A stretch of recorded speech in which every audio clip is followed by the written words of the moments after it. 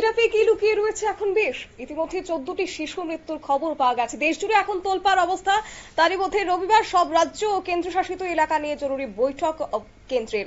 ওষুধের গুণগত মান সঙ্গে প্রয়োজন মতো ব্যবহার নিয়ে আলোচনার সম্ভাবনা রয়েছে। যা বিস্তারিত আমাদের সঙ্গে যুক্ত হয়েছে প্রতিনিধি সৌম্য মুখোপাধ্যায়। সৌম্য, কি জানতে পারছো?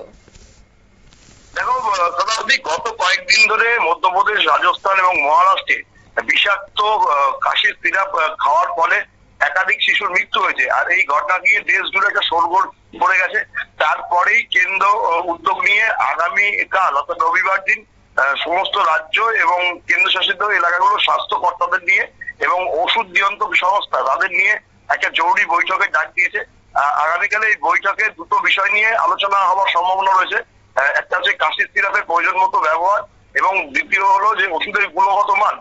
যেটা সূত্রের খবর হচ্ছে যে কাশির সিরাপ গুলো যাতে যথেচ্ছভাবে ব্যবহার না করায় তার উপরই কেন্দ্রীয় স্বাস্থ্য মন্ত্রক জোর দিতে চাইছে এবং চিকিৎসকরাও যাতে প্রেসক্রাইব দেখে শুনে করেন সেই বিষয়টি তারা করতে নিশ্চিত করতে চাইছে। পাশাপাশি যে ওষুধগুলো ব্যবহার হচ্ছে তার গুণগত মান কি, আমাদের দেশের পক্ষে ওষুধগুলো কতগুলো নিরাপদ সেই বিষয়টিও খতিয়ে দেখা হবে বলে জানা যাচ্ছে। আমরা জানি যে ইতিমধ্যেই মধ্যপ্রদেশে প্রায় 10 জনের বেশি শিশুর মৃত্যু হয়েছে এবং মহারাষ্ট্রে 2 জন এবং রাজস্থানে 1 জনের মৃত্যু হয়েছে। ইতিমধ্যেই কেরল এবং তামিলনাড়ুতেও শিশু অসুস্থ হয়ে যাওয়ার খবর পাওয়া যাচ্ছে।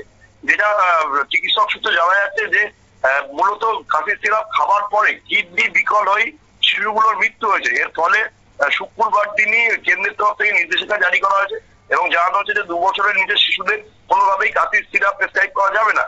এবং যে কাশির সিরাপটি নিয়ে মূলত বিতর্ক তৈরি হচ্ছে সেই কোল্ড ডিপ সিরাপের উৎপাদন এবং বিক্রির উপর নিষেধাজ্ঞা জারি করেছে বেশ কয়েকটি সরকার। মধ্যপ্রদেশ সরকার, কেরল এবং তামিলনাড়ু সরকার এই কোল্ড ডিপ সিরাপের ব্যবহারের উপর নিষেধাজ্ঞা জারি করেছে এবং এই বিষয়ে মধ্যপ্রদেশে একজন চিকিৎসককে গ্রেপ্তারও করা হয়েছে। যে অভিযোগ হচ্ছে যে এই চিকিৎসক এর প্রেসক্রাইব করা ওষুধ খেয়েই বেশিরভাগ শিশুর মৃত্যু হয়েছে এবং তারপরে তাকে জেরা করা হচ্ছে। এবং যেটা খবর পাওয়া যাচ্ছে যে কেশন ফার্মা বলে একটি ওষুধ প্রস্তুতকারক সংস্থা যারা এই কোল্ড ডিপ সিরাপটি উৎপাদন করত তাদের বিরুদ্ধেও তদন্ত করা হচ্ছে।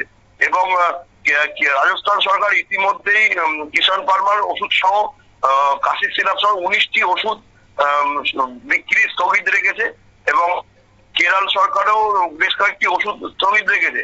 সতর্কতামূলক ব্যবস্থা হিসেবে এই পদক্ষেপ করা হয়েছে বলে কেরল এবং তামিলনাড়ু সরকার জানিয়েছে।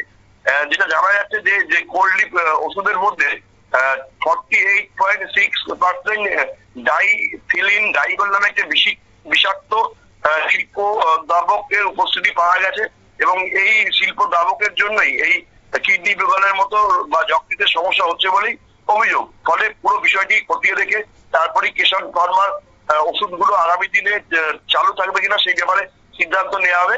তবে আগামীকালের বৈঠকের দিকেই বর্তমানে সমস্ত রাজ্য এবং কেন্দ্রশাসিত অঞ্চলের স্বাস্থ্য দপ্তরগুলো তাকিয়ে আছে। কেন্দ্রের স্বাস্থ্য মন্ত্রকের তরফ থেকে কি নির্দেশ দেওয়া হয় সেটাই কালকে দেখার। শতাব্দী, ধন্যবাদ। অর্থাৎ মধ্যপ্রদেশে যে চিকিৎসকের লিখে দেওয়া কাশির সিরাপ খেয়ে 14টি শিশুর মৃত্যু হয়েছে বলে অভিযোগ উঠেছে তাকে ইতিমধ্যে গ্রেপ্তার করা হয়েছে।